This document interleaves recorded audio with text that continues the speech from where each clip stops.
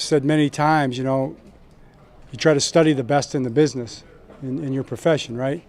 And so I studied Coach Belichick. You try to, much as I can. You're not in their meeting rooms, but you watch their tape all the time and you see what he says and what you think they're trying to do. So nothing but the utmost admiration and respect, and that's what makes it so meaningful to go up there and compete, against those guys and against his team.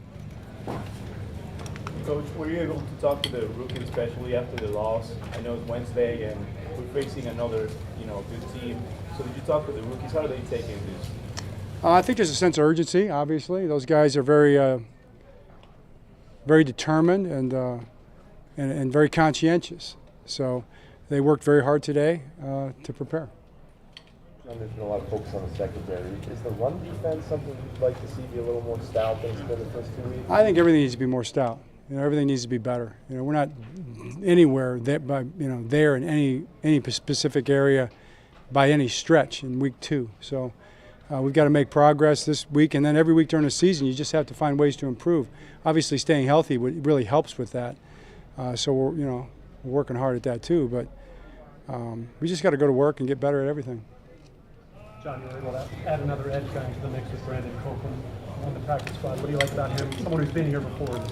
Yeah, Luke, it's a great point. I mean, we've always, he's one that kind of sort of got away, and I've always had to watch him for other teams, and he plays so hard. He's such a physical guy, and have a chance to bring him back now and hopefully work his way in there, is really good to see. To give you a little small note, like, this guy's really smart. I mean, he doesn't forget. Is that an elephant, right? I guess he's like an elephant, because we did punt protection today, and our footwork is different than everybody else's. And he went out there and did it just like it was however many years ago he was here, just perfect, So that was nice to see. John, we saw Lamar with a sleeve in his right arm. Anything you can tell us about that? Yeah, just a normal course of the season type thing. He practiced today, so he'll play. He'll be playing on Sunday. Any news on Devin Duvernay? Devin's looking okay. He's in the concussion protocol. Got hit right in the head after he caught the ball. I don't know if they're looking at that in the league office or not. But he didn't have many symptoms. He had actually no symptoms. So it's looking positive, John, we saw Josh Ross get placed on the IR. That's not going to be a season ender for him? Not a season ender. Not a season ender. It's a multiple weeks kind of a deal. So, it's I think probably 4-week IR for now, and see where we're at after 4 weeks. John, what stands out to you about Mac Jones watching his development? Yeah, he's a guy that can play. I mean, he's a winner. You go all the way back, obviously, you track him all the way back, high school and college, but he operates the offense very well. He's very accurate, gets the ball out on time. He can move around the pocket. He can scramble, if he has to. I don't think he wants to, but he's willing to do it, and he makes some yards doing it when he does, and a lot of respect, and he's running that offense and doing a heck of a job. Did any kind of head start on New England while you were scouting Miami? And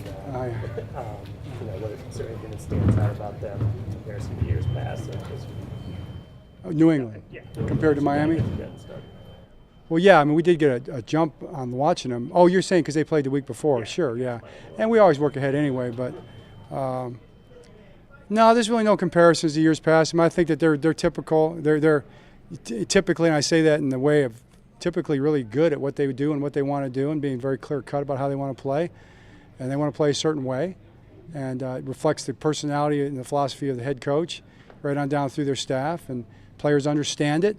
They have the players there that, that buy into what they're trying to do. You can see it, and that's how they play. What do you see from Matthew Judon as a Patriot? Same things he was here. He plays hard. He's physical on the edge. He gets to the top on the pass rush and works that outside shoulder with a counter back inside with power. Speed to power, when he needs it. Plays hard, just what we know.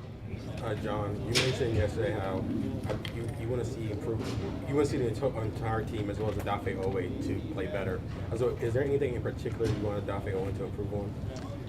Of course, I'm probably not going to run the list out right here, but we had a great talk. He and I had breakfast yesterday morning and had a great conversation about it. And so determined, wants to be so good, and he's learning. I mean, he's a young player. Somebody just hit the bar from 40 yards out there. You see that?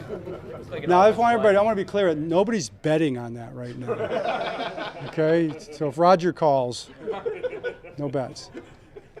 But, you know, he's very determined. And, yeah, it's really every aspect of the position, you know, and then the process. And the biggest thing is the process is what leads to the production. You know, come in every day, take care of business, keep it simple. Don't start overthinking everything. Start with your stance and your alignment, and we'll go from there. John, when you come off a hard loss like that, it's very few since you've been here like that. Do you want the players to remember that loss, or do you want them to move? Basically, do you want them to use that as motivation, or do you would rather them just forget and move on to the next? I mean, I think everything is motivation, you know, and how we don't forget, you know, you don't wipe your mind, you know, it's not like your mind's wiped clear. So we're going to remember, and we're going to be motivated by it. And if you're not motivated by it and many other things, then, you know, what are you here for? So, yes, I guess, to whatever your question was. Basically, I was telling you, or you're just saying, on to New England, basically. Yeah. John, you were baiting me. That's what you were doing. John, for the personnel notes, you had a couple prominent veterans in yesterday. Any plans to sign Pierre Paul or Martinez, or is it just? You know, I mean, I would. I'm sorry to interrupt. No, you got it. I would say I hope so. You know, I hope so. I mean, it'd be great. You know, those are guys that. Now, you know, I asked them. You know, I already asked them once. I asked them again. You know, are you in shape? Are you ready to go play? Are you ready to run around and help us win? Because that's what I care about. You know, we're not trying to do anybody any favors here. We want guys that come in and help us win right now. You know, if you're ready to do that, that's really for any player. You know, come on. If you're not ready, you know, then get in shape somewhere else, then give us a call. So that's really for any player. All right, Coach Lamar looks comfortable in this offensive scheme right now. When it comes to audibling, does he have any more extra say-so in that department in years past, or is it kind of still the same? It's hard to compare. I mean, the offense is not the same as it was in years past. I'll say this, he has a lot of say in it. I mean, you know, you saw in the game, I think, how much was done at the line of scrimmage. So, you know, it's always a collaboration, you know, between the quarterback and, his headsets and the guys on the field and the play calling and all that.